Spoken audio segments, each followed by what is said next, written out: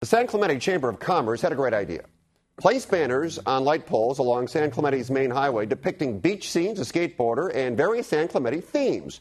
One of them a picture of the San Clemente Presbyterian Church. On the side of the building, you can see a cross. Now, a resident questioned whether that image is compatible with separation of church and state.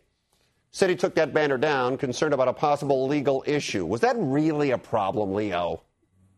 Yes, Fred. You want to know something? You know why we don't have religious wars in this country? Because the founding fathers said separate church from state. All we got to do is look at Europe, where religious groups fight against each other based on religion. I don't want one religious group given preference over another. Leo, I know it sounds simple. Oh, Leo. Fred. Leo, come on now. Come on. Leo, I got to be honest with you.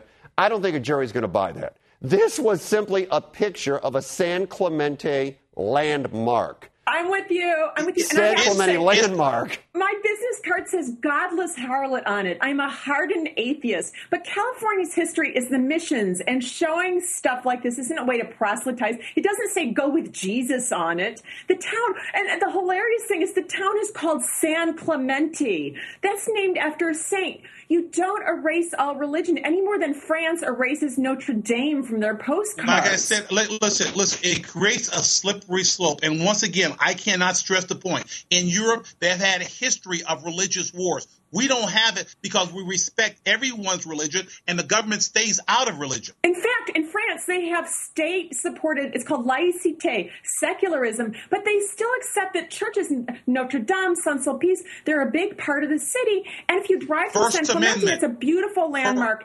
You know what? No one thinks, no one who sees that. No one who sees that thinks it's proselytizing Christianity. No. We have the First Amendment in this country, separation of church and state. It has worked well for over 200 years. We don't want a slippery slope to allow one group over another. Oh, you know what? That's like saying, don't they have a Christmas tree at the White House?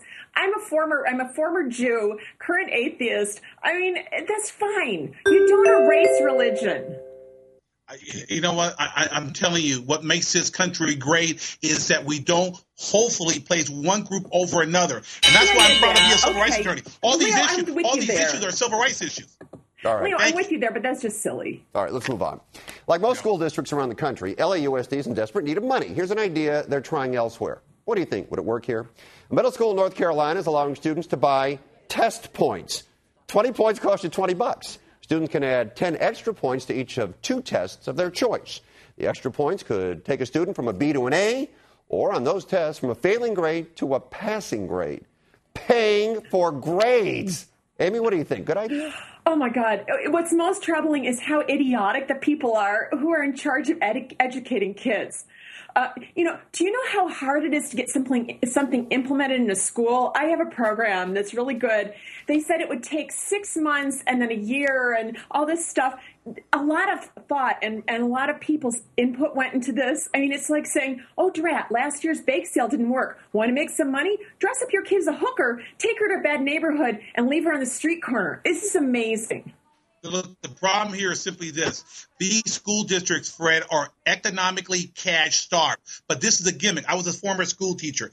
Giving these kids an elevated grade based on some type of gimmick will not help them in college, will not help them on the SAT scores, will not help them pass any entrance exam. This was a totally bad idea, and it should be scrapped. Find another way to raise money for these school districts. I mean, this sets a horrible precedent, although, Amy, I do think you carried your example to the extreme with the hooker. Yes. I think that was a bit extreme. To me, this is so extreme. And really, there's such non-thing in schools. Kids get expelled all the time under these zero-tolerance policies. There was a kid who brought a Boy Scout utensil kit in first grade. Another girl, they wanted to expel her for bringing a cake knife with a cake. And so what they're teaching kids is not to think. This is what school's about now. It's crazy. Leo, you want the last word? Yeah. The bottom line is this. We're in tough economic times, but we're not going to sell grades just to raise some cash. And again, there's no advantage for the kids to get involved in this. It's a good idea to scrap this and come up with an alternative way to raise money. All right. Leo, Amy, as always, a pleasure. Well done. We'll talk to you guys next week. Thank you, Fred. Thanks a lot, Fred. All right.